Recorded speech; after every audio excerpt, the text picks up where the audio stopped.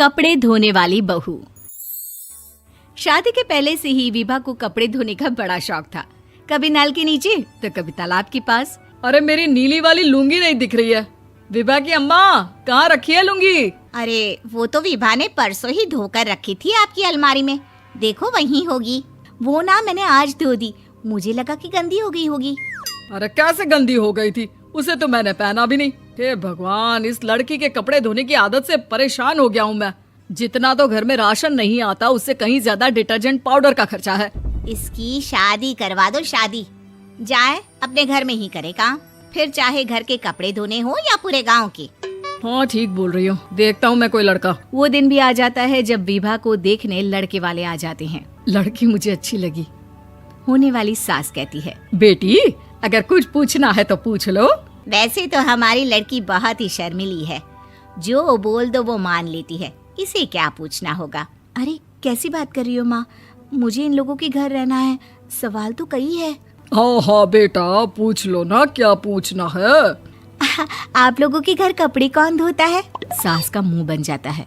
देखो, अगर तुम ये कहना चाहती हो कि तुम्हें कपड़े धोने नहीं आते तो सुन लो, कपड़े मैं ही धोती हूँ, लेकिन तुम्हारे आ जाने के बाद मैं रुमाल तक नहीं धोऊंगी। अरे चुप रहना भाग्यवान, बहू बेचारी घर आई नहीं, उसे डराना शुरू कर दिया। वो क्या है ना बिटिया, अभी तक तो ये कल्लू की माँ ही धोती थी, लेकिन अब तुम्हारे पापा तो दहेज में वॉशिंग मशीन देंगे ही।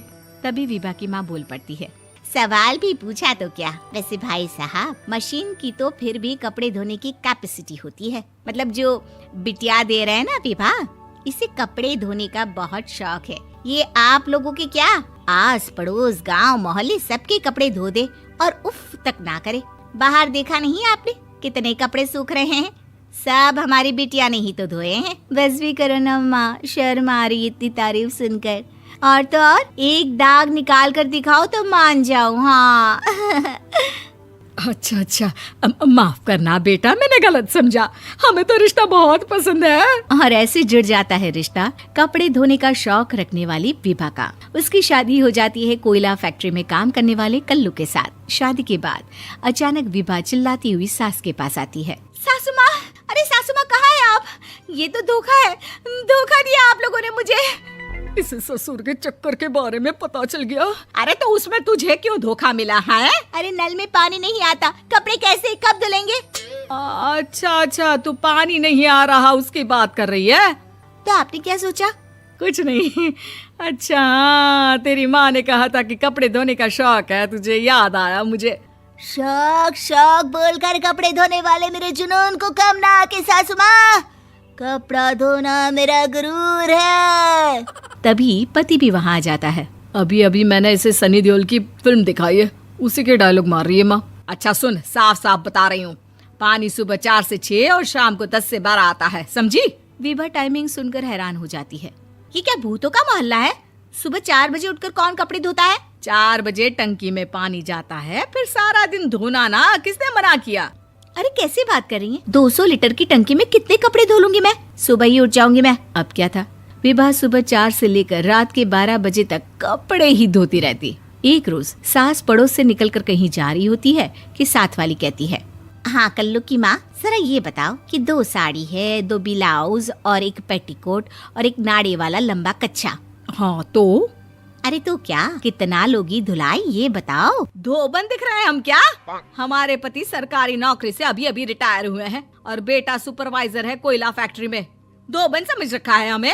हाय रे कल्लू की अम्मा, माफ कर दो, वो तो मोहल्ले में यही सब बता रहे थे कि तुमने बहू को कपड़ा धुलवाने के काम में लगा दिया है। सास को पड़ोसन की बात सुनकर गुस्सा आ जाता है। वो घर पहुंचती है जहां घर के बाहर ही इतने सारे कपड़े सूख रहे होते हैं जितने कि किसी धोबन के घर पर। अरे ओ कल्लू की दुल्हन, बाहर निकल। माँ जी यहीं आ जाओ, बाथरूम में चादर धो रहे हैं हम। अरे अभी हम धोते हैं, तुमको बाहर निकलो। ये आस पड़ोस वाले बोल रहे हैं कि हम बहू से कपड़े धुलवा कर उसे कपड़ा धोने वाली बना दिए हैं। अरे छोड़ो ना माँ जी, किन लोगों की बातों में आती हो? आस पास के लोगों का तो काम ही होता है कि वो किसी तरह सास बहू को लड़ा दे। बहू सारे घर के कपड़े धोती है, ये क्या कम है? बोलिए। सास को भी लग जाता है कि वो बहू का ये सनकीपन नहीं छुड़वा सकती, इससे अच्छा है कि खुद ही चुप हो जाए। एक रोज सास और बहू मंदिर जाते हैं, जहाँ सास की साड़ी वहाँ खड़ी भीख मांगने वाली से मिलती है। माँ जी क्या बात है, आपकी साड़ी उस भिखारन से कितनी मिल रही है ना? हाँ हाँ देखो तो दोनों की साड़ी मिल रही है। क्या बात है कल्लू की अम्मा, तुम खुद को तो अफसर की बीवी बताती हो और ऐसी सिंपल सी प्लेन साड़ी पहनकर घूमती हो। सिंपल और प्लेन नहीं है ये साड़ी। तो क्या सोने के धागे से फूल बने हैं? कुछ भी सासू माँ, कुछ भी। हाँ बने थे इस साड़ी में सोने के धागे से फूल। मेरे पति लेकर आए थे मद्रास से स्पेशली मेरे लिए 10,000 की। ताहे भाई साहब इस भिखारन के लिए भी सेम टू सेम साड़ी लेकर आए होंगे 10,000 की। सास उस वक्त तो कुछ नहीं कहती, लेकिन बहू के साथ घर आती है और अलमारी से एल्बम निकाल कर लाती है। ये साड़ी देख रही है, ये वही साड़ी है जिसे मैंने अभी पहना था। इस साड़ी में ये जो चमकदार फूल दिख रहे हैं ना, ये सोने के धागों से काढ़े गए हैं। लेकिन तू लोकल वॉशिंग मशीन ब्रश से घिस घिस कर सारे फूलों को निकाल कर साड़ी प्लेन कर दी। मुझे माफ कर दीजिए सासू माँ। और तो और, जब मैंने तुझे तेरी गलती के लिए कुछ नहीं कहा, लेकिन तूने तो सबके सामने मेरा मजाक ही बना दिया। क्यों? बहू को समझ में आ जाता है कि अब से उसका कपड़े धोना बंद।